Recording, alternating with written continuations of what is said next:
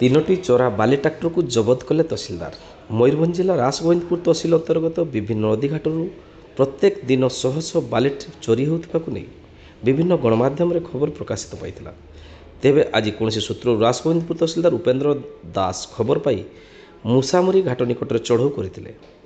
ତହସିଲଦାରଙ୍କୁ ଦେଖି ଅନେକ ଗାଡ଼ି ଛାଡ଼ି ପଳାଇଥିବା ବେଳେ ତିନୋଟି ବାଲି ଟ୍ରାକ୍ଟରକୁ ଜବତ କରି ତହସିଲ କାର୍ଯ୍ୟାଳୟକୁ ଅଣାଯାଇଥିଲା। ତହସିଲଦାରଙ୍କ ସୂଚନା ମୁତାବକ ମାଇନିଂ ବିଭାଗକୁ ଦିଆଯାଇଛି। ମାଇନିଂ ବିଭାଗ ପହଞ୍ଚିଲେ ଫାଇନ୍ କଟାଯିବ। ମାଇନିଂ ଅଧିକାରୀ ଭବାନୀ ଶଙ୍କର ପାତ୍ରଙ୍କ ମତ ନେବାରୁ କହିଛନ୍ତି, ଟ୍ରାକ୍ଟର ମାଲିକମାନେ ଫାଇନ୍ ଦେବାକୁ ରାଜି ହେଉନଥିବାରୁ ଥାନାରେ ଆମ ପକ୍ଷରୁ ମାମଲା ରୁଜୁ କରାଯିବ। ତେବେ ପ୍ରତ୍ୟେକ ଦିନ ଶହ ଶହ ଟ୍ରିପ୍ ବାଲି ଚୋରି ହେଉଥିବାରୁ ସରକାରଙ୍କ ଲକ୍ଷ ଲକ୍ଷ ଟଙ୍କା ରାଜସ୍ୱ ହାନି ହେଉଛି। ଅପରପକ୍ଷରେ ଚୋରା ବାଲି ମାଫିଆମାନେ ପ୍ରଶାସନ ଉପରେ ନଜର ରଖି ବେଧଡ଼କ ଭାବେ ବାଲି ଚୋରି କରି ବଡ଼ ବଡ଼ ଗାଡ଼ିରେ ବାହାରକୁ ଚାଲାଣ କରି ମାଲେମାଲ ହେଉଥିବାର ପରିଲକ୍ଷିତ ହୋଇଛି।